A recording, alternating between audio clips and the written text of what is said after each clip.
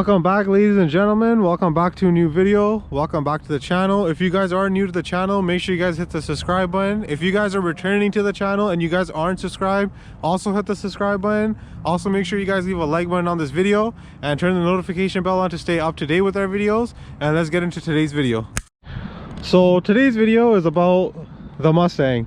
We finally got it boosted. I know it's been a while. It's actually been 6 months since I posted the first video of just getting the blower and everything else. I think 6 or 7 months, I'm not sure, but it's been a while. It was long overdue and we finally have it done, but it's a little too late. The season's almost done. We're in November here and it's getting really chilly in Canada. Like, it's 4 degrees today.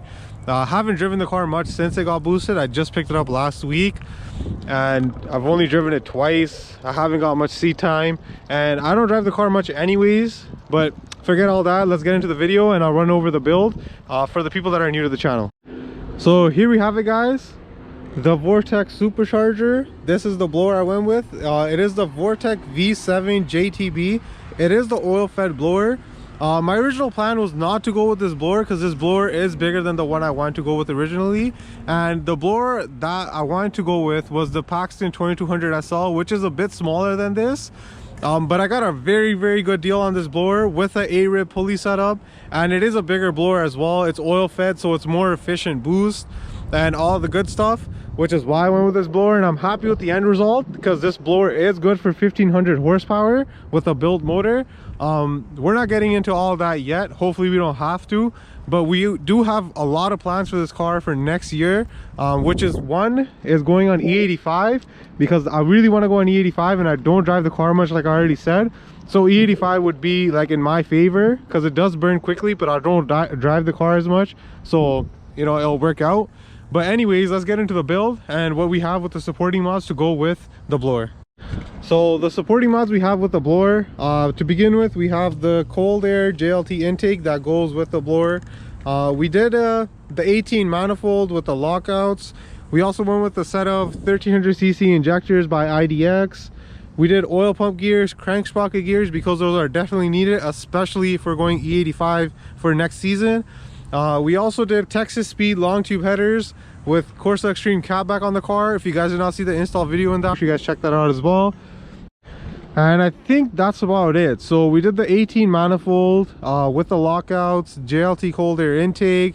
We got the V7 JTB. We did crank sprocket and oil pump gears and injectors. We also did spark plugs, which I just remembered right now as I'm speaking about everything again.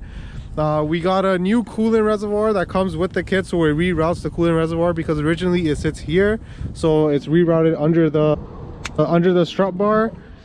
So the blower install did take longer than expected. I got the blower in May and it just got installed now. I was going to do it myself. That's what I was planning originally, how I did the headers myself, but I got really busy with work and I could never get around to just installing the blower.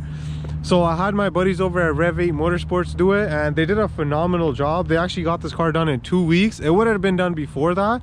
It's just we experienced a lot of rain, so we couldn't really tune the car until it stopped raining, because I did get it street tuned instead of dyno tuned.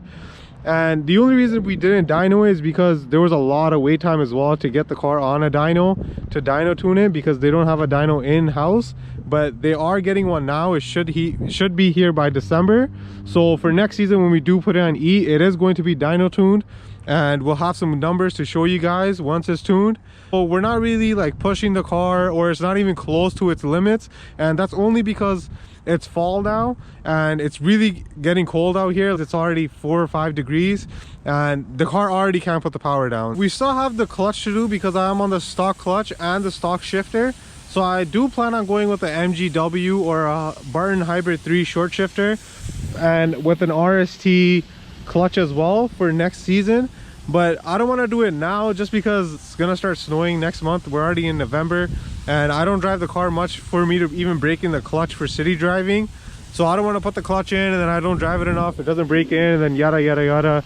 I run into some issues next season. So I'm just gonna wait till next season to do that, as well as the fuel system to go on E85, and then we're gonna get this car fully dialed in and it should be making some good power. Right now it should be around 680, 700 to the wheel. If I push it on pump, the max I can make is around 720, 730. If I throw some boost it'll make around about closest 800 wheel. But I'm not trying to push the car. Like I said, it's already cold, so it makes no sense to do it. So I'm just gonna enjoy the car as it is right now, and for next season we'll see how it goes. We're also on the Max Race blow-off valves, which I just figured out aren't the loudest ones they offer. They offer the BV57 blow-off valves, which is also something I want to get for next year, because I want this thing whistling like crazy. It does whistle a lot now, but it's nothing that crazy because the car is way louder than the blower itself, and that's because I have a Corsa Extreme, the Texas Speed racing headers, like I said. But I want to be able to hear the blower as well. You can hear it inside the car and a little bit outside the car if you're in very high RPMs, like 5,000, 6,000, 5,000, 4,000, not 6,000. But yeah, you can hear the car when it's in like the upper RPMs. But other than that, you can't hear like if I'm just downshifting and stuff because the car makes so much noise.